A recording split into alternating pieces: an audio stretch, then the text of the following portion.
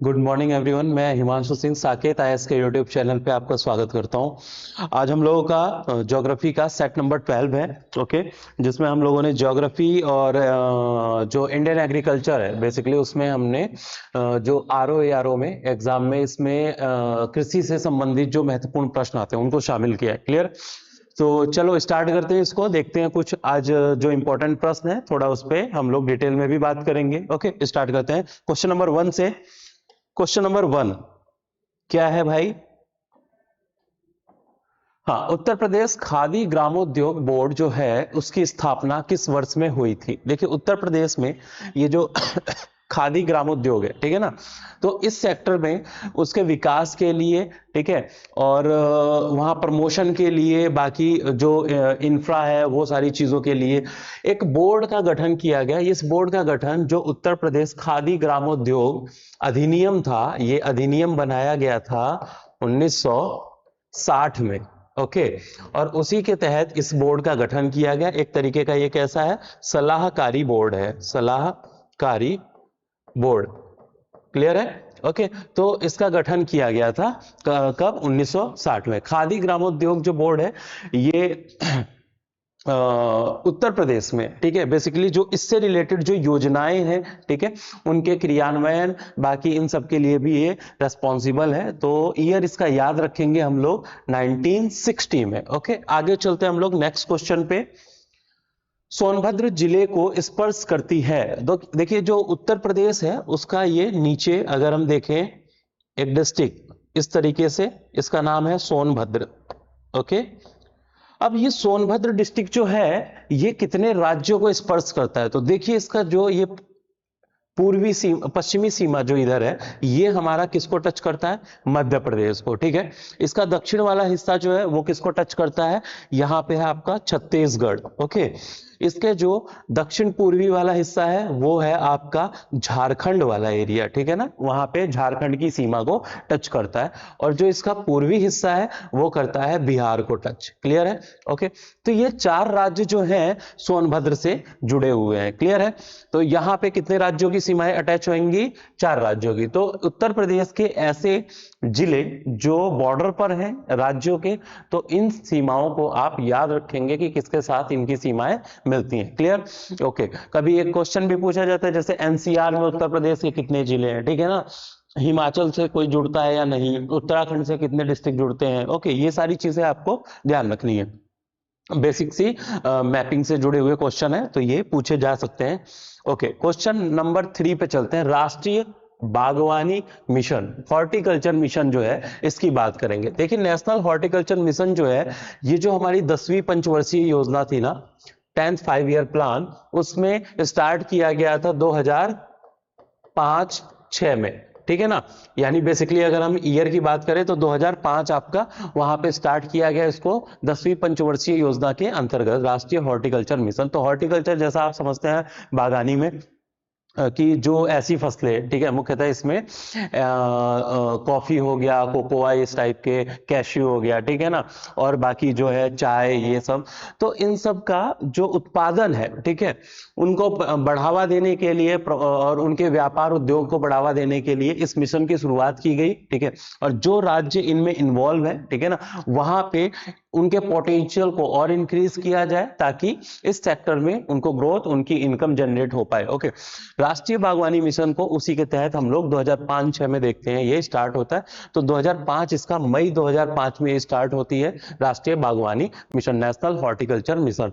National horticulture mission जो है इसकी बात अगर हम करें तो देखिए, father of horticulture in India कौन है भाई? कभी ऐसे चीजें पूछ ली जाती हैं, father of horticulture, horticulture. Okay, यानी जो ये बागवानी है इसके फादर, जनक कौन है भारत में? तो उनका नाम क्या है? M.H. मारी गौड़ा। ओके, ये एक कर्नाटक के जो है व्यक्ति हैं जिन्होंने क्या किया, कर्नाटका में बेसिकली इनकी जो कर्म भूमि कह सकते हैं हम लोग, कर्नाटका में, वहां पे इन्होंने हॉर्टिकल्चर के विकास के लिए अब काम किया, ठीक है ना, उसमें एक अद्वितीय योगदान दिया और बाद में वहीं से फिर ये पूरे देश भर में इनका नाम फैला, ठीक है। तो इन्हीं को एमएच मारीगोवड़ा को फादर ऑफ हॉर्टिकल्चर भी इंडिया में माना जाता है। क्लियर है? तो ये इतनी बातें आपको ध्यान रखनी है। ओके नेशनल हॉर्टिकल्चर बोर्ड है एक, ओके ये बोर्ड भी कई बार महत्वपूर्ण हो जाते हैं, इसी से जुड़ा हुआ है नेशनल हॉर्टिकल्चर यानी बागवानी हॉर्टिकल्चर बोर्ड। ये कहां पर है भाई? तो नेशनल हॉर्टिकल्चर बोर्ड जो है ये हमारा, इसका हेडक्वार्टर अगर हम देखें तो हरियाणा का जो गुरुग्राम एरिया है, गुरुग्राम, ओके वहां पर इसका हेडक्वार्टर स्थित है। क्लियर है? तो इतनी बातें आपको इसमें ध्यान रखनी है हॉर्टिकल्चर के बारे में। क्लियर? तो आई होप इसमें हाँ इंपॉर्टेंट पॉइंट्स जो आ गए इंक्लूड हो गए हैं। ओके ये मिशन जब स्टार्ट किया गया था तो इसमें बेसिकली जो हमने कंट्रीब्यूशन की बात करें तो इसमें सेंटर और स्टेट का जो कंट्रीब्यूशन था वो 85:15 ये रेशियो था। इसमें 85 कंट्रीब्यूट कौन करेगा? जो भी इसमें पैसा इन्वेस्ट करना है और या व्यय करना है उसका 85% सेंटर और भाई जो आपका 15% है वो रिलेटेड स्टेट करेंगे। क्लियर है? ओके तो ये हो गया आपका राष्ट्रीय बागवानी मिशन से संबंधित कुछ महत्वपूर्ण बातें। आगे चलते हैं क्वेश्चन नंबर 4 पर। ये है कोयला क्षेत्र इधर दिए गए हैं, इधर उनकी अवस्थिति दी गई है, ठीक है ना। तो पिछले कुछ समय से हम लोग देखते हैं कि भाई ऐसे क्वेश्चन जो हैं आयोग द्वारा पूछे जाते हैं, ठीक है, और जनरली उसमें इनकी लोकेशंस क्लियर नहीं होने पे क्वेश्चन गलत होने के चांसेस ज्यादा रहते। तो इन क्षेत्रों को जो कोयला हुआ, आयरन ओर हुआ, यूरेनियम हुआ, ऐसे कुछ जो रिलेटेड इंपॉर्टेंट माइन है, बॉक्साइट हुआ, कॉपर तांबा ये सब हुआ, तो उनसे जुड़े हुए जो विश्व में प्रमुख क्षेत्र हैं, ओके, और किस देश में है, इन पॉइंट को आप रेडी रखेंगे। ओके इसमें हम बात करते हैं कोल रिजर्व की, कोयला क्षेत्र है ये, इधर उनका लोकेशन है। तो कुचबास कहां पे है? कुचबास जो है आपका ये एरिया पड़ेगा भाई रसिया में, ठीक है ना। जो रशिया का जो सेंट्रल साइबेरियन प्लेन वाला हिस्सा है उसमें दक्षिण की तरफ अगर हम बात करें, ठीक है ना, मंगोलिया से थोड़ा सा ऊपर, तो वहां पर आपको ये कुचबास एरिया जो है, ओके ये है कोल बेसिन आपका रूस के अंतर्गत। क्लियर इतनी बात? रेड बेसिन की बात करें तो रेड बेसिन जो है ये आपका जो चाइना का सिचुआन प्रांत है ना, SICHUAN सिचुआन प्रोविंस, ओके ना, वहां पर ये सिचुएटेड है रेड बेसिन। ओके और इसी के साउथ से आपकी जो एशिया की सबसे longest river which is Yangtze river जो है वो फ्लो करती है, पास करती है यहां से, ठीक है ना। और उसी के नॉर्थ में आपका क्या है? ये रेड बेसिन है, कोयला क्षेत्र है। तो चीन का एक महत्वपूर्ण क्षेत्र जो कोयला क्षेत्र रेड बेसिन, वो यहाँ पे सिचुआन एरिया में सिचुएटेड है। क्लियर? ओके आगे बढ़ते हैं। इसी रिवर की वजह से यहाँ पे इसको ब्रेड बास्केट भी कहते हैं चाइना का, ठीक है ना। और यहाँ पे वीट के साथ साथ राइस का कल्टीवेशन जो होता है काफी बड़ी मात्रा में होता है, ठीक है। तो चाइना के लिए एग्रीकल्चर के पॉइंट ऑफ व्यू से बात करें या फिर कोल के पॉइंट ऑफ व्यू से बात करें, एनर्जी के पॉइंट ऑफ व्यू से बात करें, ये क्षेत्र बड़ा महत्वपूर्ण है। क्लियर?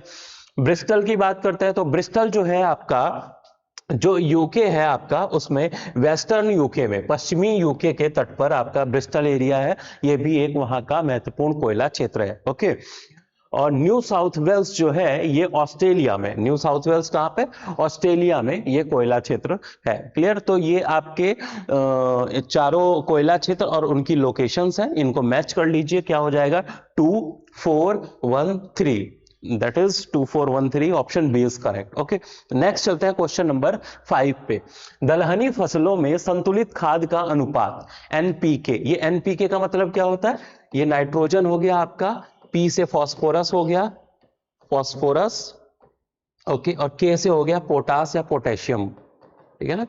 ओके तो इनके बीच में हम देख रहे हैं ये नाइट्रोजन है आपका, इनमें रेशियो है, ठीक है। तो हम जो फर्टिलाइजर, आपको पता होगा जो इंडियन सॉइल है ना उनमें जैसे नाइट्रोजन, बेसिकली हम नाइट्रोजन की बात करें तो मुख्य रूप से नाइट्रोजन की कमी रहती है। ओके तो इसके लिए हम लोग इसके अलावा कुछ और जो माइक्रो न्यूट्रिएंट्स हैं उनकी जब कमी होती है अलग अलग सॉइल में, अलग अलग चीजों की कमी, तो उन कमी को दूर करने के लिए हम लोग क्या यूज करते हैं? फर्टिलाइजर का यूज करते हैं, खाद का प्रयोग करते हैं। क्लियर है? ओके ताकि उत्पादकता को बढ़ाया जा सके। ओके, तो इसी क्रम में हम बात करें तो एनपीके रेशियो जो होता है अलग अलग फसलों के लिए, ठीक है ना, अलग अलग फसलों की रिक्वायरमेंट अलग होती है, ठीक है, तो उनके अकॉर्डिंग हम लोग उस सॉइल में अलग रेशियो में खादों को मिलाते हैं जिसमें एनपीके का रेशियो अलग होता है, ठीक है। अगर हम देखें जो आपकी दलहनी फसलें हैं, ठीक है ना, दाल पल्सेस वगैरह हैं, उसमें अगर एनपीके का रेशियो देखें तो वो रेशियो कितना होता है भाई, 1:2:3, यानी 1 नाइट्रोजन, 2 हिस्सा फास्फोरस का और 3 हिस्सा जो होगा वो पोटास का होता है। क्लियर? ओके, इसके अलावा अगर हम देखें जो तिलहनी फसलें होती हैं, ओके, ऑयल सीड्स वगैरह जो होती हैं, ऑयल सीड्स जिसमें हम बात करें मुख्य रूप से जो हो गया आपका सूरजमुखी, ओके, एंड आपका सरसों, सरसों, ठीक है, और मूंगफली, मूंगफली, ओके, इस तरीके की जो फसलें हैं इसमें जो हम तिलहनी फसलों की बात करें तो इसमें जो एनपीके का रेशियो है वो है आपका भाई 3:2:1, दैट इज ये वाला 3:2:1, यानी 3 हिस्सा कितना होना चाहिए किसका, नाइट्रोजन का, और 2 हिस्सा होगा फास्फोरस का, और 1 रेशियो में हम यूज करेंगे उसमें पोटास। तो ये खाद का जो रेशियो है उसमें नाइट्रोजन फास्फोरस पोटास का ये होता है। क्लियर है? और भाई हम बात करें सीरियल क्रॉप्स की, यानी खाद्यान्न फसलों की, खाद्यान्न गेहूं चावल, ये खाद्यान्न फसल जो है उसमें मुख्य रूप से अगर हम देखें तो उसमें जो एनपीके रेशियो होता है वो कितना होगा, 4:2:1। तो ये आप 4:2 ये खाद्यान्न फसलों का हो गया। क्लियर है? तो इनका रेशियो याद रखिएगा, बड़ा महत्वपूर्ण है। खाद्यान्न फसलों के लिए 4:2:1, तिलहन के लिए जो ऑयल सीड्स वगैरह होती हैं उनके लिए हो गया 3:2:1, एंड आपका जो दलहनी फसलें हैं उनके लिए 1:2:3, ये आपका रेशियो होता है एनपीके का। क्लियर है? ओके, आगे बढ़ा जाए। Question number 6, okay, Pusa bold एक प्रजाति है। देखिए समीक्षा अधिकारी एग्जाम में 2 महत्वपूर्ण प्रश्न जो एग्रीकल्चर से सामान्यतः आते हैं, इसको रेडी रखें आप। पहला क्वेश्चन है कि फसल और उनकी प्रजातियां, ओके भाई, ठीक है, ये क्वेश्चन आपको मिलेगा ही। दूसरा प्रश्न है फसल और उनसे जुड़े हुए रोग, ठीक है ना, जो डिसीज होती हैं, तो ये भी बड़ा महत्वपूर्ण है। तो इनसे 2 क्वेश्चन तो आपके ये रखे हैं। क्लियर? तो पूसा बोल्ड एक प्रजाति है। कौन सी प्रजाति किसकी है ये? तो पूसा बोल्ड देखिए ये भाई सरसों की प्रजाति है। पूसा बोल्ड, पूसा बोल्ड जो कृषि वैज्ञानिक है ना उनके अनुसार क्या है, ये एक ऐसी किस्म है सरसों की जो मुख्यतः 100 से 140 दिनों में क्या होती है, पक जाती है। ओके, पकती है, और सामान्यतः जो फसलें होती हैं वो 130 140 से 150 160 दिन इतना ले लेती हैं। तो इसका समय भी कम है पकने का, ठीक है ना, तो 100 डेज में ये तैयार हो जाती है। और दूसरी चीज, ये जो प्रजाति है इसमें अगर हम ऑयल का परसेंटेज देखें, ठीक है ना, ये सबसे इंपॉर्टेंट तो यही है, ऑयल का परसेंट 40% से अबव है। ओके ना, यानी 40% से ज्यादा इसमें क्या होता है, ऑयल होता है। ठीक है, तो अगर इस प्रजाति को पैदा करते हैं, उगाते हैं, तो उसमें ऑयल का यानी पर प्रति हेक्टेयर अगर हम बात करें तो ऑयल का भी प्रोडक्शन उसमें काफी ज्यादा होगा। ठीक है, ओके, जैसा कि हम जानते हैं सरसों एक ऐसी फसल है जिसमें आए दिन इसमें रेट वगैरह बढ़ ही रहे हैं। ठीक है ना, तो किसान इन फसलों के अगर ऐसी किस्मों को उपजाते हैं, ठीक है ना, तो उससे उनको काफी लाभ प्राप्त हो सकता है। ओके, जैसे पूसा बोल्ड जैसी प्रजातियां हैं, इनका जो मैक्सिमम यूज किया जाता है ना वो हो गया राजस्थान, गुजरात और महाराष्ट्र, ओके, और दिल्ली के कुछ एरियाज में भी इनका यूज करते हैं। तो पूसा बोल्ड यहाँ पे प्रोडक्शन किया जाता है।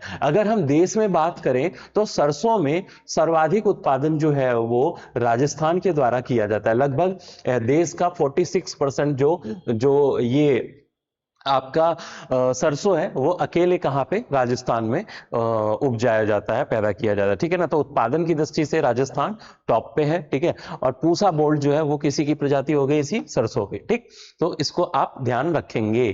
क्लियर? आगे बढ़े हम लोग। नेक्स्ट क्वेश्चन, क्वेश्चन नंबर 7, निम्नलिखित में से किसने सर्वप्रथम बायोडायवर्सिटी शब्द का प्रयोग किया था? देखिए बायोडायवर्सिटी शब्द जो है ये जो एक इनका नाम है भाई वाल्टर जी रॉसन।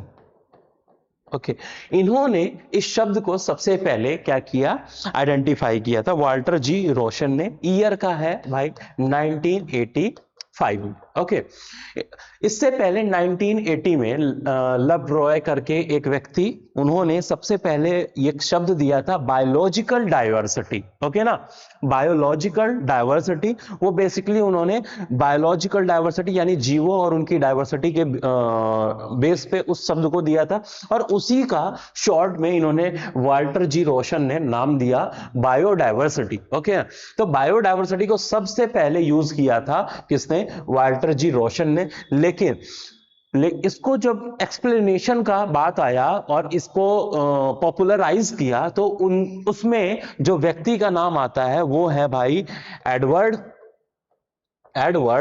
ओ Wilson. Okay Edward O Wilson जो है, उन्होंने बायोडाइवर्सिटी को क्या किया, इसको पॉपुलराइज किया, इसको एक्सप्लेन किया। ओके ना, और थोड़ा सा और व्यापक उन्होंने डेफिनेशन इसको दी। ठीक है, तो फादर ऑफ बायोडाइवर्सिटी जो है वो किसको कहा जाता है, इन्हीं को, is also known as father of biodiversity. Biodiversity, ये बात आप ध्यान रखेंगे। कौन है father of biodiversity, Edward O Wilson. और बायोडाइवर्सिटी शब्द किसने दिया था, ये दिया था वाल्टर जी रोसन ने। क्लियर है, तो आपका आंसर हो गया ये। ओके नेक्स्ट चलते हैं हम लोग आगे। ओके निम्नलिखित में से कौन एक वायु प्रदूषण की रोकथाम की एक यंत्रीय विधि है। ओके एयर पॉल्यूशन की बात की जा रही है यहाँ पे। चार आपके ये कुछ प्रैक्टिसेस दिए गए हैं, इसमें से बताना है कि कौन नहीं है। ओके देखिए बैग फिल्टर क्या है। बैग फिल्टर बेसिकली इसका यूज किया जाता है, जो एयर है ना, एयर, ठीक है, वो जैसे हम लोग देखें थर्मल पावर प्लांट वगैरह जो होते हैं, ठीक है, उसमें इस तरीके के फिल्टर का यूज किया जाता है, बैग फिल्टर का, जो क्या करता है, जो एरोसोल्स हैं, सॉलिड पार्टिकल्स हैं, पार्टिकुलेट मैटर है, उनको ये फिल्टर रोक देता है। क्लियर है, और जो उससे छन के एयर निकलती है ना, वो साफ होती है, उसमें पार्टिकुलेट मैटर, एरोसोल्स की संख्या, मात्रा कम होती है। तो ये एयर बैग फिल्टर जो है क्या करता है, उस एयर को क्लीन करने का काम करता है। क्लियर है, साइक्लोन कलेक्टर और साइक्लोन सेपरेटर। यहां साइक्लोन शब्द से आप कंफ्यूज मत होना, जो साइक्लोन कलेक्टर है और सेपरेटर है, ये भी दो टर्म है जिनका यूज क्या किया जाता है, इन्हीं हवाओं को साफ करने के लिए, छानने के लिए किया जाता है। क्लियर है, ओके।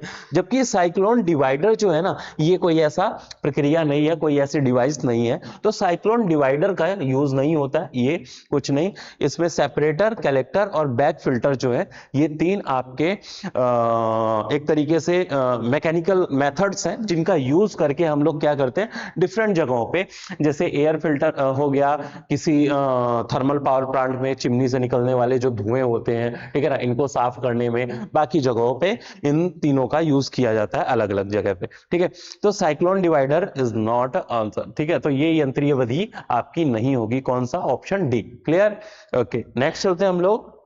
उत्तर प्रदेश का मुख्य लोक नृत्य है। तो उत्तर प्रदेश से जुड़े हुए जो क्वेश्चन आते हैं यूपी स्पेशल में, उसमें लोक नृत्य का प्रश्न जो है जनरली पूछा जाता है, तो आप इसको रेडी रखें। ठीक है, ओके। लोक नृत्यों में अगर हम बात करें तो इनका लोकेशन, कि ये नृत्य कहां पर होता है और किस समुदाय के द्वारा होता है, ठीक है ना, अब बेसिकली इसमें होता क्या है, ये तीन बातें आपको इन लोक नृत्यों से याद रखना है। Clear, okay. तो इसमें देखें हम धोबिया नृत्य। धोबिया नृत्य की बात करें, बेसिकली आपका जो पूर्वी एरिया है उत्तर प्रदेश का, ठीक है, भोजपुरी रीजन जो है, वहां पे धोबिया समुदाय, धोबी समुदाय जो है, उनके द्वारा ये काम किया जाता है, ये नृत्य किया जाता है। ठीक है ना, ओके। तो ये हो गया आपका उत्तर प्रदेश का एक लोक नृत्य। राई की बात करें तो राई जो है मुख्य रूप से ये बुंदेलखंड, जो बुंदेलखंड एरिया है, वहां पर वहां की महिलाओं के द्वारा, वहां की जो महिलाएं हैं उनके द्वारा ये नृत्य किया जाता है। और कब किया जाता है, ये कृष्ण जन्माष्टमी पे, कृष्ण जन्माष्टमी पे ये नृत्य होता है, लोक नृत्य बुंदेलखंड की महिलाओं द्वारा। ठीक है, तो राई हो गया आपका बुंदेलखंड एरिया से। और आपका सायरा जो है, सायरा ये भी बुंदेलखंड एरिया से है। अच्छा, बुंदेलखंड एरिया से बहुत सारे नृत्य जुड़े हुए हैं, ठीक है ना, तो आप उनके लिस्ट भी बना सकते हैं, देख लीजिएगा। तो बुंदेलखंड में ये वहां के किसानों के द्वारा जब फसल की कटाई होती है ना, फसल की कटाई, ओके तो उस रीजन उस समय क्या होता है, ये सायरा जो लोक नृत्य होता है ये किया जाता है। क्लियर है? तो ये तीनों ही आपके उत्तर प्रदेश के प्रमुख लोक नृत्य है। ठीक है, तो उपयुक्त सभी, आपका आंसर क्या हो जाएगा, ऑल अबव। ओके नेक्स्ट चले भाई, क्योटो प्रोटोकॉल की बात की जा रही है, एनवायरमेंट इकोलॉजी का एक बहुत महत्वपूर्ण प्रश्न का मुख्य विषय क्या है। आपको पता होगा 1992 में जो अर्थ समिट हुआ, ठीक है ना, यूएनएफसीसीसी के तहत, United Nations framework on climate change, ठीक है ना, कन्वेंशन ऑन क्लाइमेट चेंज। ठीक है, तो यूएनएफसीसीसी के तहत ये जो आपका, अब आगे बढ़े 90 अर्थ समिट, ओके रियो समिट के नाम से भी जानते हैं, ब्राजील रियो डी जेनेरियो में हुआ था ये। और उसके बाद 5 साल बाद 92 है, 1997 में ओके जापान का एक शहर, ओके और वहां पे ये प्रोटोकॉल होता है, ये संधि होती है, क्योटो प्रोटोकॉल के नाम से इसको जाना गया। बेसिकली क्या काम था इसका, जो वर्ल्ड में, ठीक है ना, ग्लोबल वार्मिंग हो रही है, कौन, ग्लोबल वार्मिंग, भूमंडलीय ऊष्मन जिसको कहते हैं हम लोग, ग्लोबल वार्मिंग, ओके उसको कंट्रोल करने के लिए ये कन्वेंशन किया गया, ये संधि की गई, ठीक है ना, जिसमें मुख्य टारगेट किसको रखा कि जो ह्यूमंस के द्वारा ग्रीन हाउस गैसों का उत्सर्जन किया जाता है, मनुष्यों के द्वारा, हम लोग के द्वारा जो ग्रीन हाउस गैसें होती हैं उनका उत्सर्जन किया जाता है, उन उत्सर्जन के रोकथाम के लिए, उनको कम करने के लिए ये समझौता किया गया। एक तरीके से हम देखें तो इसमें कुछ बाइंडिंग नेचर है, जिसमें कंट्रीज, जो दो कंट्री हैं, एक तरीके से एक ऐसी कंट्री जो डेवलप्ड कंट्रीज कही जा सकती है, ठीक है ना, यानी इंडस्ट्रियलिस्ट जो आपके देश हैं जहां पे जिन्होंने अपना काफी ज्यादा विकास किया, और दूसरा हो गया ऐसे देश जो विकासशील है, यानी ट्रांजिशन जोन में है अभी, विकास विकसित होने की क्रम में, जैसे इंडिया हो गया, चाइना हो गया, ठीक है ना। तो इन देशों के ऊपर कुछ बाउंडेशन डाला गया कि वो अपने अपने टारगेट खुद सेट करें और किस हिसाब से वो ग्रीन हाउस गैसों का उत्सर्जन कम करें, वो अपना इस तरीके से टारगेट बनाए। क्लियर है? तो ये क्योटो प्रोटोकॉल जो है, ये भूमंडलीय तापन जो है, ग्लोबल वार्मिंग जो है, उसी के रेफरेंस में ये प्रोटोकॉल किया गया था 1997 में। क्लियर है भाई इतनी बात? ग्रीन हाउस गैसेस की बात करें तो इसमें जो प्रमुख ग्रीन हाउस गैसेस हैं, जैसे H2O वाटर वेपर, ठीक है ना, ये भी एक महत्वपूर्ण ग्रीन हाउस गैस है, ध्यान रखिएगा। ओके ओजोन हो गया आपका, इसके अलावा नाइट्रस ऑक्साइड हो गया, इसके अलावा आपका मेथेन हो गया, ठीक है ना, ओके CFC हो गया, क्लोरोफ्लोरोकार्बन हो गया। क्लियर? ओके तो ये क्या है, आपकी कुछ महत्वपूर्ण ग्रीन हाउस गैसें हैं, और एक तो आपकी हो गई कार्बन डाइऑक्साइड। ठीक, तो इनके नाम ध्यान रखिए, ये 6 महत्वपूर्ण गैसें हैं green house gas. Green house gas के बारे में आप जानते होंगे क्या होता है, बेसिकली एक ग्रीन हाउस इफेक्ट होता है कि जब सूर्य की रोशनी पृथ्वी पे आती है तो यहां धरातल को पहले टकरा के उसको गर्म करती है, और धरातल जब गर्म होता है ना तो रेडिएशन वापस करता है। तो ये जो रेडिएशन होता है ना, पार्थिव विकिरण जिसको कहते हैं, यही पार्थिव विकिरण, चूंकि सूर्य से जो रोशनी आती है वो शॉर्ट वेव होती है, शॉर्ट वेव रेडिएशन होता है, उसको हम लोग कहते हैं लघु तरंग विकिरण, लघु तरंग विकिरण। ओके ये हमने ज्योग्राफी की प्लेलिस्ट में डिस्कस किया है, आप उसमें देख सकते हैं। और जो पृथ्वी से गर्म होने के बाद जो रेडिएशन निकलता है, जो कि पार्थिव विकिरण कहलाता है आपका, टेरेस्ट्रियल रेडिएशन, ये होता है आपका LWR, लॉन्ग वेव रेडिएशन या दीर्घ तरंग विकिरण, दीर्घ तरंग विकिरण। ओके तो जो दीर्घ तरंग, जो ये ग्रीन हाउस गैसेस है ना हमारे एनवायरनमेंट में, ये क्या करती हैं, जब शॉर्ट वेव आती है ना तो उनको तो नहीं रोक पाती, उनको ट्रैप नहीं कर पाती, उनको जाने देती है।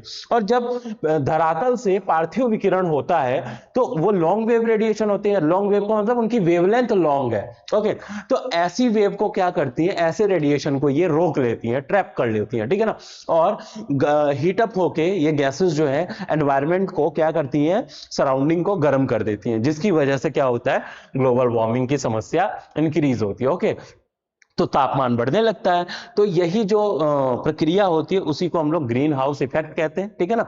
और ये इसमें कौन कौन से गैसेस कंट्रीब्यूशन देते हैं अपनी, तो वाटर वेपर हो गया, H2O ओजोन हो गया, नाइट्रस के ऑक्साइड हो गया, मेथेन हो गया, CFC हो गया, कार्बन डाइऑक्साइड हो गया, ये प्रमुख ग्रीन हाउस गैस है, ठीक है। तो क्योटो प्रोटोकॉल आप इस क्रम में याद रखेंगे, ठीक है। इसके अलावा और भी बहुत सारे संधि समझौते हुए हैं एनवायरमेंट इकोलॉजी के, तो आपको उन समझौतों को और उसके साथ साथ उनके ईयर याद रखने हैं, और दूसरी चीज कि वो किस विषय से संबंधित है ये भी आपको याद रखना है, ठीक है। जैसे नगोया प्रोटोकॉल हो गया, क्योटो प्रोटोकॉल हो गया, आईची हो गया, ठीक है ना, ओके, पेरिस कन्वेंशन हो गया, इस तरीके के बहुत सारे आपके कार्टेजिना प्रोटोकॉल हो गया, ठीक। तो इनको आपको याद रखना है, एग्जाम के लिए महत्वपूर्ण है। आगे बढ़े हम लोग क्वेश्चन नंबर 11 पे। पूसा सिंधु गंगा ये एक प्रजाति है, अगेन वही जो फसल है उनकी किस्मों के बारे में। तो ये भाई किसकी प्रजाति है? सीधे आंसर है आपका गेहूं की प्रजाति। तो इनकी प्रजातियों के नाम आपको याद करने, क्लियर है। भारतीय साग भाजी जो है अनुसंधान संस्थान, वेजिटेबल्स रिसर्च इंस्टीट्यूट जो है आपका, इंडियन वेजिटेबल रिसर्च इंस्टीट्यूट, ये स्थित है, ये कहाँ पे है? तो ये आपका वाराणसी में स्थित है, क्लियर है। ओके, तो इसमें कोई ज्यादा नहीं, बस आपको अनुसंधान संस्थान मैंने बताया था कि आपको इनके लोकेशन याद रखने हैं कि उत्तर प्रदेश के किस जिले में है। ओके, येलो वेन मोजैक ये एक गंभीर बीमारी है, ये किससे? इसको हम लोग हिंदी में ये भी कहते हैं पीत शिरा, पीत मतलब पीला, सॉरी, शिरा रोग। पीत शिरा रोग या येलो वेन मोजैक जो डिसीज है, ये बीमारी किससे संबंधित है? तो भाई ये भिंडी से संबंधित एक महत्वपूर्ण बीमारी है, क्लियर है। ओके, तो इस पॉइंट को आप ध्यान रखेंगे, येलो वेन मोजैक रोग, ठीक, पीत शिरा रोग के नाम से भी इसको जाना जाता है। आगे बढ़े हम लोग, निम्नलिखित में किसके कारण टमाटर का रंग लाल होता है? ठीक है, तो जो टमाटर है ना, उसका बेसिकली जो लाल रंग होता है वो किसकी वजह से होता है? इस लाइकोपिन की वजह से, ठीक है ना। तो लाइकोपिन के कारण ही वो रेड कलर का आपको दिखाई देता है। इसके अलावा अगर हम इन तीनों की बात करें, जो कैप्सेसिन होता है, जो मिर्च होती है ना, मिर्च का जो तीखापन होता है, तीखापन वो किसकी वजह से होता है? इसी कैप्सेसिन की वजह से, ठीक है। कैरोटीन की वजह से जो गाजर होता है आपका, कैरेट, ओके ना, उसका जो कलर होता है वो आता है। और एंथोसाइनिन जो होता है, ये एंथोसाइनिन, ये जो आपका अनियन है, प्याज, उसका जो कलर है हल्का सा पिंकिश, ओके ना, यानी गुलाबी कलर का कह लें हम, कैसा भी, तो ये जो कलर है वो किसकी वजह से? एंथोसाइनिन की वजह से, ठीक है ना। ओके, तो ये कलर आपका कौन कौन से, जैसे दूध में भी पूछ लिया जाता है कि दूध का जो व्हाइट कलर है, जो येलोइश, गाय के दूध का जो येलोइश कलर है वो किसकी वजह से होता है? तो ये सब कुछ प्रोटीन और एंजाइम होते हैं, ठीक है ना, जिनके कारण ये आपके कलर बनते हैं, क्लियर। ओके, आगे बढ़े भैया हम नेक्स्ट पे। तो आंसर क्या हो गया आपका? लाइकोपिन। ओके, चलो क्वेश्चन नंबर 15 की बात करते हैं। गल्फ स्ट्रीम अटलांटिक महासागर में एक ध्रुवाभिमुख का मतलब है कि ध्रुव की ओर बढ़ने वाला प्रवाहित धारा है, ठीक है। इस संबंध में निम्नलिखित में से कौन सा कथन सही नहीं है? ओके, अच्छा, क्वेश्चन करते समय आप लोग एक पॉइंट ध्यान रखें कि बस आपने इतना शुरू में पढ़ा, अब आगे ये इस संबंध में निम्नलिखित बस इतने पे छोड़ देते हैं कि हाँ आगे यही होगा कि निम्नलिखित में से कौन सा कथन ठीक है। सीधे आप स्टेटमेंट पे आ जाते हैं, कोई एक दो पढ़ा आपने, तुरंत सही जो लगा आपको लगा के आगे बढ़ गए, पता नहीं चला कि आपसे पूछा गया है सही है या सही नहीं है। तो पहले क्वेश्चन पूरा पढ़ने के बाद उसको जब समझ जाए कि हाँ पूछा क्या जा रहा है, ऑप्शन देखें और उसके अकॉर्डिंग आंसर दें, ठीक है ना। तो पेशेंस के साथ आंसर दीजिए, क्योंकि जल्दबाजी में एक दो क्वेश्चन जो ये गलत होते हैं ना, यही मेरिट से बाहर कर देते हैं, क्लियर है। तो चलते हैं हम लोग क्वेश्चन पे, कौन सा सही नहीं है पूछा है। ओके, गल्फ स्ट्रीम के बारे में देखिए, गल्फ स्ट्रीम जो जलधारा है, पहले इसके बारे में बताएं, ये आपका जो उत्तरी अटलांटिक महासागर है ना, उसमें जो उत्तरी विषुवत-रेखीय जलधारा है, ठीक, उसमें इधर से एक धारा निकलती है जो मैक्सिको की खाड़ी में जाती है, ओके, और फ्लोरिडा के पास जब वो पहुंचती है उसको किस नाम से जानते हैं? फ्लोरिडा की धारा, क्लियर है। कौन सी धारा? फ्लोरिडा की धारा, ओके। और यहां पे जो कैरेबियन है उसके ऊपर से जो एक धारा जाती है, ये भी गर्म जल धारा है, इसको कहते हैं हम लोग एंटिलीज की जलधारा, एंटिलीज की जलधारा, ठीक है ना। और ये फ्लोरिडा और एंटिलीज की जलधारा आगे जब मिलकर जब ये तीव्र गति से आगे की ओर बढ़ती है तो इसी को हम लोग क्या कहते हैं? गल्फ स्ट्रीम की जलधारा। तो गल्फ स्ट्रीम की जलधारा एक गर्म जलधारा है, ओके। और ये जो उत्तरी अमेरिका महाद्वीप है उसके पूर्वी तट से होकर प्रवाहित होती है, ठीक है। आगे यही जलधारा जब बढ़ती है तो उत्तरी अमेरिका के उत्तर पूर्वी भाग में एक छोटा सा आइलैंड जिसको हम लोग न्यू फाउंडलैंड कहते हैं, वहां पर यही जलधारा एक ऊपर से आने वाली लेब्राडोर सी से आने वाली एक ठंडी जलधारा लेब्राडोर की जलधारा से मिलती है, और वहीं न्यू फाउंडलैंड के पास क्या बनाती है, कोहरे जैसा एनवायरनमेंट क्रिएट करती है, क्योंकि ठंडी और गर्म जलधाराएं मिलती हैं तो इस तरीके की सिचुएशन क्रिएट होती है। ओके, और वहां पे आपका देखेंगे तो जो ओशन वाटर होता है वो नॉर्मलाइज हो जाता है, और ऐसे में प्लैंक्टन्स वगैरह काफी ग्रो करते हैं, डेवलप होते हैं, जिसकी वजह से फिशेस वगैरह आती हैं, और वहां पे मत्स्य बैंक का भी विकास हुआ है जिसको हम लोग ग्रैंड बैंक के नाम से जानते हैं, ठीक है ना। ओके, तो ये गल्फ स्ट्रीम की जलधारा है, इतनी बातें। फिर यही आगे बढ़ जाती है नॉर्थ अटलांटिक प्रवाह के रूप में, उत्तरी अटलांटिक प्रवाह या ड्रिफ्ट के रूप में आगे बढ़ जाती है, और नॉर्वे तक ये बढ़ के जाती है। क्लियर है? ओके, नॉर्वे पे इसी जलधारा की जो शाखा है जब पहुंचती है उसको नॉर्वे की जलधारा कहते हैं, जो कि एक गर्म जलधारा है, ठीक है ना। ओके, तो इतनी बातें गल्फ स्ट्रीम के बारे में याद रखें। अब देखिए क्या कह रहा है, यह उत्तरी प्रशांत महासागर की क्यूरोशियो धारा के समान है। अच्छा, तो क्यूरोशियो धारा की समान, क्यूरोशियो की बात करें तो देखिए उत्तरी प्रशांत महासागर है ना, यानी जापान के पास का हिस्सा हम देखें, जापान और उसके नीचे दक्षिणी चीन सागर वाला, तो वहां पे जापान, दक्षिणी चीन सागर से जापान की ओर एक जलधारा प्रवाहित होती है जिसको हम लोग कहते हैं क्यूरोशियो की जलधारा, ठीक है ना। और ऊपर से जो आती है जापान की तरफ, ये ठंडी जलधारा, इसको ओयोशियो की जलधारा कहते हैं। तो क्यूरोशियो कैसी जलधारा है? गर्म जलधारा है। ओके, और ये भी आपकी कैसी जलधारा है? गर्म जलधारा है। चलो, तो इस बात को हम लोग कंसिडर करते हैं, आगे बढ़े। यह गर्म उष्णकटिबंधीय जल को ध्रुवीय क्षेत्रों की ओर ले जाती है, बिल्कुल सही बात है।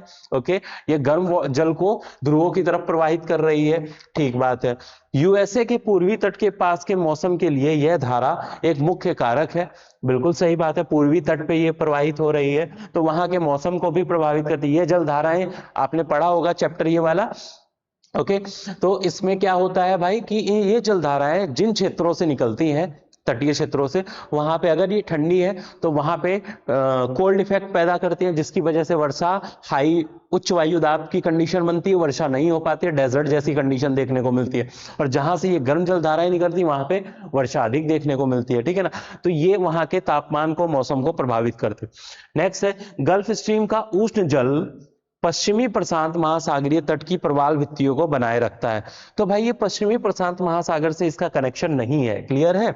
ओके, बल्कि इसका कनेक्शन अटलांटिक महासागर से। ओके, तो पश्चिमी अटलांटिक महासागर कहता तो एक बार माना जाता, यहां पे प्रशांत महासागर गलत हो जाएगा, तो ऑप्शन डी आपका गलत है, बाकी चीजें आपकी सही है, ठीक है। तो 15वें का क्या हो गया? Option D. नेक्स्ट चलते हैं हम लोग क्वेश्चन नंबर 16 पे आते हैं। ये इधर नदियां दी हैं, यहाँ पे सहायक नदियां हैं, उनमें से पूछा है कि कौन सही सुमेलित नहीं है। ओके, तो आपको नदी, महत्वपूर्ण प्रश्न है इंडियन ज्योग्राफी से, तो नदियां जो यहाँ भारत की नदियां हैं प्रमुख, और उनकी कौन कौन सी सहायक नदियां हैं, ट्रिब्यूटरीज है, आपको ये याद रखना है, ठीक है ना। तो इसमें गोदावरी, गंगा, कृष्णा और लूनी, ये आपकी नदियां हैं। इसमें हम देखना है कि कौन सही नहीं है। तो गोदावरी, इंद्रावती, इंद्रावती नदी आपको पता होगा, इंद्रावती जो ऊपर से आ रही है छत्तीसगढ़ वगैरह से बहते हुए, ठीक है ना। इसी पे आपका चित्रकूट जलप्रपात भी है, ठीक है ना, जिसको नियाग्रा वाटरफॉल ऑफ इंडिया भी कहा जाता है, ठीक है ना। तो ये आपकी इसी की सहायक है।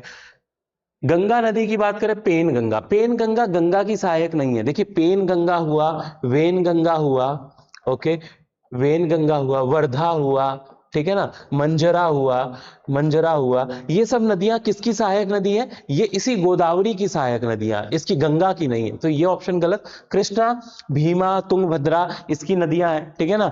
ओके, लूनी, इसकी सुकरी रिवर जो है ये इसकी सहायक नदी है। तो आप देखें इसमें, तो ये जो गंगा वाला ऑप्शन है इसमें पेन गंगा इसका ट्रिब्यूटरी नहीं होगी। आगे मैंने आपका इसका इमेज लगाई है, इसको देखेंगे। देखिए, गोदावरी का ये इमेज है, इसमें देखें यहां से गोदावरी आपकी नदी आ रही है। ओके, यहां पे देखिए पेन गंगा, फिर इधर इधर आएगा when Ganga, when Ganga, when Ganga, यहाँ पे वर्धा हो गया, ये रही वेनगंगा आपकी, ये इंद्रावती हो गई, ठीक है ना। ओके, यहाँ पे सबरी, सबरी भी एक महत्वपूर्ण नदी है, नाम याद रखिएगा, और मंजीरा, ठीक है, इन दोनों का नाम याद रखिएगा। और कौन लेफ्ट बैंक ट्रिब्यूटरी है, कौन राइट बैंक ट्रिब्यूटरी है, यानी दाएं तट पे कौन आके मिलती है, बाएं तट पे कौन आके मिलती है, ये भी आपको याद रखना है। क्लियर है? ओके, तो ये था गोदावरी का मामला। आगे हम चले कृष्णा नदी पे, तो देखिए कोयना नदी इसी की सहायक नदी है, भीमा रिवर हो गया इसी की सहायक नदी है, तुंगभद्रा नदी जो है वो भी इसी की सहायक नदी है, ठीक है ना। ओके, तो इतनी बातें आपको इसमें ध्यान रखनी है कि कृष्णा की कौन कौन सी है सहायक। गंगा नदी के बारे में तो आप काफी कुछ जानते ही होंगे, ठीक है ना। तो गंगा और इसका एक सहायक नदी यमुना, जो कि आपका इलाहाबाद प्रयागराज में आके संगम पे मिल रही है, ठीक है ना। अब यहाँ पे जो यमुना है उसकी अलग अलग ट्रिब्यूटरीज में देखें, बेसिकली हम चंबल यहाँ पे एक मुख्य ट्रिब्यूटरी है जो मेन बड़ी नदी है, उसमें बनास हो गया, काली सिंध, पार्वती, ठीक है ना, ये नदियां हो गई इसकी। और हम देखें इसके बाद यमुना की और कौन कौन से ट्रिब्यूटरी है चंबल के बाद, तो सिंध हो गया, बेतवा हो गया, केन हो गया, और सोन जो नदी है वो यमुना की नहीं बल्कि गंगा की सहायक नदी हो जाएगी, ठीक है ना। और हुगली जो है इसकी सहायक नदी नहीं बल्कि इसकी डिस्ट्रीब्यूटरी है, यानी हुगली इस मुख्य धारा से कट के अलग हो रही है, ठीक है ना। तो इसको हम लोग वितरिका कहते हैं, क्या कहते हैं? वितरिका। ओके ओके, तो ये हो गया आपका हुगली, और हुगली में फिर बाद में दामोदर वगैरह जाके मिलती है। महानंदा हो गया, इसका सबसे, अगर हम देखें लेफ्ट बैंक ट्रिब्यूटरी में सबसे पूरब की ओर आपकी महानंदा नदी आके मिल रही है, ठीक है। ओके, कोसी हो गया, घाघरा, गंडक हो गया, गोमती हो गया, रामगंगा, ठीक है ना, ये सारी नदियां जो है आपकी गंगा की ट्रिब्यूटरीज हो गई। क्लियर है?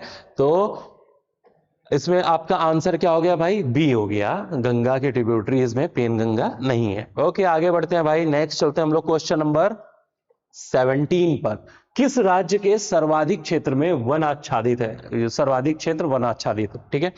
देखिए, जो वन का फॉरेस्ट सर्वे होता है, ठीक है ना, इनका सर्वेक्षण होता है भारत में, वो सर्वेक्षण करता है फॉरेस्ट सर्वे ऑफ इंडिया।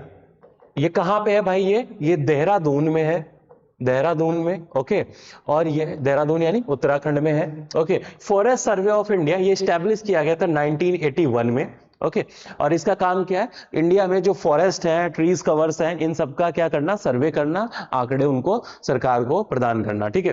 तो 1981 में इसको स्टैब्लिश किया गया, फॉरेस्ट सर्वे ऑफ इंडिया को, और 1987 में इसने अपनी पहली रिपोर्ट, फर्स्ट रिपोर्ट पब्लिश की, which is ISFR। Okay, Indian state forest report, ठीक है, भारत वन स्थिति जो रिपोर्ट है, ओके, वो क्या किया गया? ये पहली बार, फर्स्ट टाइम जो है 1987 में पब्लिश किया गया। उसके बाद प्रत्येक 2 वर्ष पर, ये कितने वर्षों पे आता है? 2 वर्षों के अंतराल पे इसको जारी किया जाता है। क्लियर है? ये किस मंत्रालय के तहत कार्य कर रहा है? तो ministry of forest and ministry of environment, forest and climate change, ठीक है ना। तो इसके तहत ये काम करते हैं, ठीक है, और 2 वर्षों के अंतराल पे इसको पब्लिश किया जाता है, जारी किया जाता है, ठीक।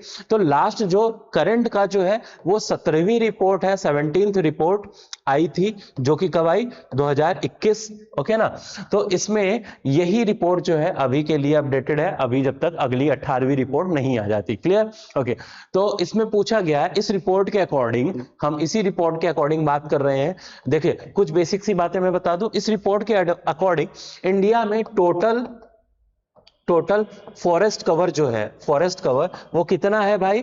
तो यहां पे 21.61%, ठीक है ना। इंडिया का टोटल फॉरेस्ट कवर है 71, सॉरी इसको करेक्ट करें, 21.71% क्या है आपका इंडिया में टोटल फॉरेस्ट कवर है। किसके अकॉर्डिंग? 2021 का जो 17th रिपोर्ट आई थी ISFR की। तो ठीक है, तो भारत में टोटल वन आवरण जो है, इसको हम लोग कहते हैं वन आवरण। वन आवरण कितने प्रतिशत? 21.71%, जो कि 2019 में जो रिपोर्ट आई थी ना, इससे पहले 2 साल पहले 2019 में रिपोर्ट आई थी, उस समय भारत में जो फॉरेस्ट कवर था, वन आवरण था, वो 21.6 7% था, ठीक है ना। तो इसमें थोड़ी वृद्धि दर्ज की गई, हालांकि माइनर सी वृद्धि है, लेकिन है ये पॉजिटिव है न्यूज, तो फिर अच्छी बात है। तो वनावरण कितना हो गया, 21.71% जो है आपका वनावरण हो गया। हम ट्री कवर की बात करें तो ट्री कवर जो है इंडिया में 2.91% के करीब है आपका, ठीक है ना। तो ये हो गया आपका जिसको हम लोग वृक्षावरण कहते हैं, वृक्षावरण। तो अगर क्वेश्चन पूछा जाता है इनमें अलग अलग तो आप ऐसे बताएंगे, और या पूछा जाता है भारत में कुल वन आवरण एवं वृक्ष आवरण कितने प्रतिशत है, तो इन दोनों को जोड़ देंगे तो कितना हो जाएगा भाई, 24.62%, ठीक है ना। 21.71 ये 2.911, इन दोनों को जोड़ा 24.62% जो है भारत में कुल वन आवरण एवं वृक्ष आवरण है। क्लियर है इतनी बात, ओके। दूसरा पॉइंट, अगर हम बात करें इसमें सर्वाधिक वृद्धि क्षेत्रफल के हिसाब से, सर्वाधिक वृद्धि जो दर्ज की गई है उसमें वो है नंबर 1 पे आंध्र प्रदेश। आंध्र प्रदेश में सबसे ज्यादा वृद्धि दर्ज की गई, लगभग 647 वर्ग किलोमीटर का एरिया, फॉरेस्ट एरिया इंक्रीज किया, ठीक है। ये डेटा आप उठा के देख सकते हैं, बाकी चीजें। तो आंध्र प्रदेश में सर्वाधिक वृद्धि दर्ज की गई, इसके बाद अरुणाचल प्रदेश, ये सब एरिया आते हैं। क्लियर है, ओके। नेक्स्ट दूसरा पॉइंट क्या है भाई, अगर हम बात करें क्षेत्रफल के हिसाब से भारत में किस राज्य में सर्वाधिक वन है, क्षेत्रफल के हिसाब से, प्रतिशत नहीं, क्षेत्रफल के हिसाब से, तो क्षेत्रफल के हिसाब से नंबर 1 पर कौन आता है, मध्य प्रदेश आता है, उसके बाद अरुणाचल प्रदेश, फिर छत्तीसगढ़, ठीक है। इन सब राज्यों का क्रम है 2, 3। तो मध्य प्रदेश जो है यहां पे सर्वाधिक वन आच्छादित एरिया है, क्लियर है, फॉरेस्ट कवर है। और प्रतिशत के हिसाब से पूछेगा तो मिजोरम वगैरह टॉप पे आ जाएंगे। क्लियर है, ओके। और अगली बात, ये जो इसमें हम बात करें, देखिए 2 शब्द हैं, कई बार ऐसे डिफरेंसेस पूछ लिया जाता है, ये शब्द क्या है इसको बताएं। एक होता है फॉरेस्ट कवर और एक होता है फॉरेस्ट एरिया। फॉरेस्ट कवर और एक है आपका फॉरेस्ट एरिया, ठीक है ना। इसमें हम देखें फॉरेस्ट कवर, फॉरेस्ट एरिया, क्या डिफरेंस है इसमें, नाम दोनों सिमिलर से लग रहे हैं, एरिया, कवर, ठीक है। देखिए बेसिकली इसमें जो डिफरेंस है वो ये है कि जो फॉरेस्ट एरिया है ना, ओके, ये फॉरेस्ट एरिया क्या है, एक लीगल रिप्रेजेंटेशन है फॉरेस्ट का, सिंपल से कहें, ठीक है ना, कि सरकारी कागजों के अनुसार, सरकारी आंकड़ों के अनुसार या सरकारी कागजों पे, सिंपल भाषा में बोलूं, जो सरकारी कागज है उन पर कितना प्रतिशत वन है वो क्या कहला रहा है आपका फॉरेस्ट एरिया, और वास्तव में कितना एरिया है, ओके, रियलिटी क्या है वो कहलाता क्या है, फॉरेस्ट कवर, ठीक है ना। तो सामान्यतः फॉरेस्ट एरिया जो होता है वो क्या होता है, फॉरेस्ट कवर से बड़ा होता है। क्यों, क्योंकि फॉरेस्ट एरिया जो होता है, हम लोग फॉरेस्ट और उसके आसपास के कुछ डायमीटर में एरिया जो होता है उसको फॉरेस्ट एरिया कहते हैं, ताकि लोग वहां पे अतिक्रमण ना कर पाए, उस जमीन का यूज, दुरुपयोग ना कर पाए। क्लियर है, तो फॉरेस्ट एरिया नॉर्मली इसका एरिया इस कवर एरिया से ज्यादा होता है, ठीक है ना, ओके। तो इस चीज को हम ध्यान रखेंगे। तो आपका आंसर क्या हो गया भाई, इसमें मध्य प्रदेश में सबसे ज्यादा फॉरेस्ट कवर है इंडिया में इस समय। क्लियर है, और ये जो मैंने आपको कुछ फैक्ट बताए इनको आप ध्यान रखना है। आगे बढ़ते हैं क्वेश्चन नंबर 18 पर, निम्नलिखित में से कौन सी आग्नेय शैल नहीं है। देखिए आग्नेय शैल की बात करें, आग्नेय शैलों का निर्माण आपको पता है कैसे हुआ है, जो लावा होता है पृथ्वी के अंदर, जो मैग्मा है वो मैग्मा जब जमता है ठंडा होकर, ठीक है ना, या पृथ्वी की सतह के बाहर आता है या अंदर भी वो जमता है, तो अगर अंदर वो ठंडा होकर जम जाता है परतों के बीच में, चट्टानों के क्रैक्स के बीच में, तो उसको हम लोग अभ्यंतरिक चट्टाने कहते हैं, आग्नेय चट्टाने कहते हैं, और जब बाहर आता है तो उसको बाह्य आग्नेय चट्टानों के रूप में जाना जाता है। तो आग्नेय चट्टाने जो है, आग्नेय शैल जो है वो इसी 2 प्रकार में डिवाइड कर दिया जाता है, और बेसिकली इनका जो निर्माण होता है उन्हीं चट्टानों के पिघलने से जो मैग्मा बना है, ठीक है ना, क्योंकि हमारे भूगर्भ में क्या है, तापमान बहुत अधिक है, तो उसकी वजह से वो चट्टानें जो पिघली हैं उनके कारण क्या होता है, जब ये ठंडी होकर जमती हैं तो उससे जो चट्टान बनती है उसी को क्या कहते हैं हम लोग, आग्नेय शैल कहते हैं, आग्नेय चट्टान कहते हैं। क्लियर है। इसके प्रकार में बात करें, गैब्रो हो गया, ग्रेनाइट हो गया, बसाल्ट हो गया, ठीक है ना, ये आपकी आग्नेय चट्टानों में शामिल किए जाते हैं। क्लियर है। ओके। जबकि अगर हम बात करें डोलोमाइट का, तो डोलोमाइट एक अवसादी चट्टान का उदाहरण है, अवसादी चट्टान का उदाहरण है। ये आग्नेय चट्टान नहीं बल्कि कैसा है, अवसादी चट्टान का उदाहरण है। और बेसिकली ये जो सोर्स होता है ये कैल्शियम मैग्नीशियम का सोर्स होता है, ठीक है ना। तो इसी डोलोमाइट से कैल्शियम मैग्नीशियम जैसे तत्व जो होते हैं, खनिज, वो प्राप्त किए जाते हैं। तो डोलोमाइट अवसादी है, ना कि आग्नेय। क्लियर है। तो आंसर सी करेक्ट हो जाएगा आपका। आगे बढ़े हम लोग। कोरियोलिस प्रभाव किसका परिणाम है? तो कोरियोलिस इफेक्ट के बारे में हम लोग ज्योग्राफी में काफी कुछ पढ़े हैं इसके बारे में, ठीक है। इसके वजह से जो फेरल लॉ वगैरह हमने पढ़ा था कि हवाएं उत्तरी गोलार्ध में दाईं ओर मुड़ जाती हैं, दक्षिणी गोलार्ध में बाईं ओर, समुद्री जलधाराएं दाईं ओर मुड़ रही है, बाईं ओर दक्षिणी गोलार्ध में। ये सब जो प्रभाव है ये कोरियोलिस इफेक्ट की वजह से होता है। और ये कोरियोलिस इफेक्ट होता है क्या है, तो जब किसी भी रोटेटिंग बॉडी में, मान लो कोई बॉडी रोटेट कर रही है, ओके, इस तरीके से, तो अगर मान लो इस पॉइंट से, ध्यान से देखिएगा, मान लो कोई ये गोला है और ये रोटेट कर रहा है और इस पे दो व्यक्ति आमने सामने यहां पर बैठे हैं और ये रोटेट कर रहा है क्लॉकवाइज एंटी क्लॉकवाइज जो भी डायरेक्शन में, मान लो ये क्लॉकवाइज कर रहा है। तो अगर इसने, ये सामने बैठे हुए व्यक्ति, इसने मान लो कोई चीज इसको फेंक के दी, ठीक है, मान लो एक छोटी सी बॉल है, इसको फेंक के दी, तो जाना तो चाहिए कैसा, इस तरीके से, एक्सपेक्टेड ये है, लेकिन जाता कैसा है कि ये इधर जैसे ही फेंकेगा ये व्यक्ति आगे बढ़ गया तो ये ऐसे चला गया। क्लियर है। ओके। तो ये डिफ्लेक्ट हो रहा है, तो ये जो डिफ्लेक्शन फोर्स है ना, यही डिफ्लेक्शन फोर्स क्या कहलाता है, कोरियोलिस फोर्स कहलाता है। तो आपको पता होगा हमारी पृथ्वी अपने अक्ष पर पश्चिम से पूर्व दिशा की ओर घूम रही है, ठीक है ना, और इसी घूर्णन की वजह से, अपने अक्ष पे घूमने की वजह से, इन पे भी जो मूवमेंट होता है, यानी कोई मूविंग ऑब्जेक्ट होता है, उस पर एक डिफ्लेक्शन फोर्स कार्य करता है। क्लियर है। और ये डिफ्लेक्शन फोर्स क्या होता है, कोरियोलिस बल जो होता है वो ध्रुवों के पास तो क्या होता है, कम होता है, और सॉरी विषुवत रेखा, ये विषुवत रेखा यहाँ पे कम, और ध्रुवों की ओर बढ़ने पर क्या होता है, ये बढ़ता जाता है। क्लियर है। तो वहां पे स्पीड काफी ज्यादा और यहाँ पे विषुवत रेखा पे आके लगभग शून्य हो जाता है। ठीक। तो विषुवत रेखा पे इसका प्रभाव कैसा होता है, इस चीज को ध्यान रखेंगे। विषुवत रेखा पर ये क्लोज टू 0 होता है, ओके, और ये ध्रुवों पे ये मैक्सिमम होता है। क्लियर। इतनी बातें आपको ध्यान रखनी है। तो कोरियोलिस बल किसका परिणाम हुआ भाई, पृथ्वी के घूर्णन का। घूर्णन यानी अपने अक्ष पे जो घूमा। परिक्रमण क्या होता है, देखिए इन शब्दों में कंफ्यूज मत होना। घूर्णन अपने अक्ष पे जो घूर्णन करता है, घूमता है, ठीक है ना, रोटेशन करता है, उसको कहते हैं हम लोग घूर्णन।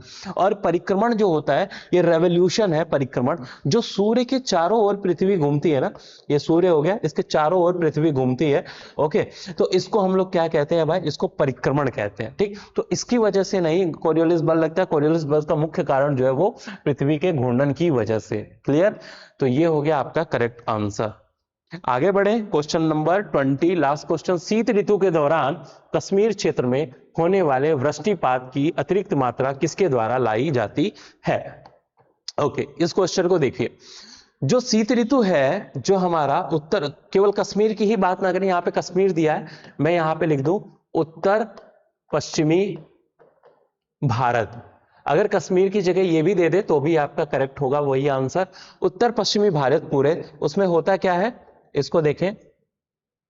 यहां पे आपको पता है कि जो हमारा भूमध्य सागरीय क्षेत्र है, ठीक है ना, शीत ऋतु में जो आपकी यहां से जो विंड्स चलती हैं, ठीक है ना, जो आपका वाताग्र का जनन होता है, ठीक है। आप शीतोष्ण कटिबंधीय चक्रवात पढ़े होंगे।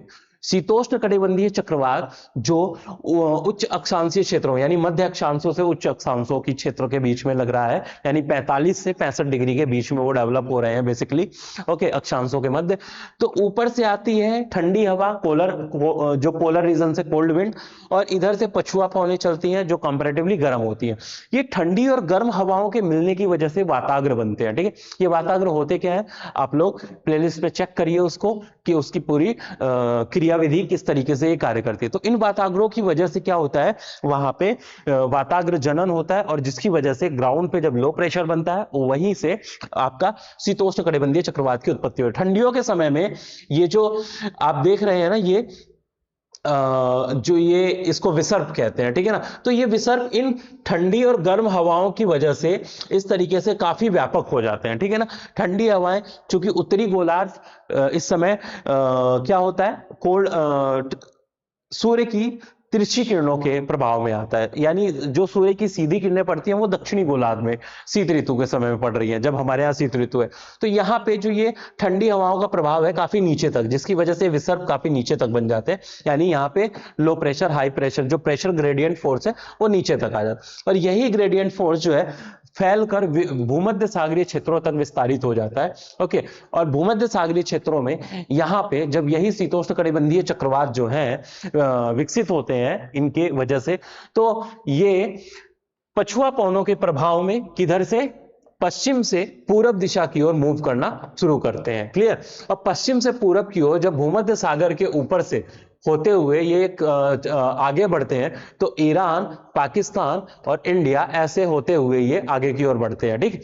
तो जब ये इंडिया में पहुंचते हैं तो इंडिया के उत्तर पश्चिमी भाग पर, यानी ये जो नॉर्थ वेस्टर्न प्रोविंस है, यहां पर ये पहुंचकर शीत ऋतु में अधिक मात्रा में वर्षा करते हैं। क्लियर है। ओके, और ये जो नमी होती है इनको मुख्य रूप से भूमध्य सागरीय क्षेत्रों से ये एक्वायर करते हैं।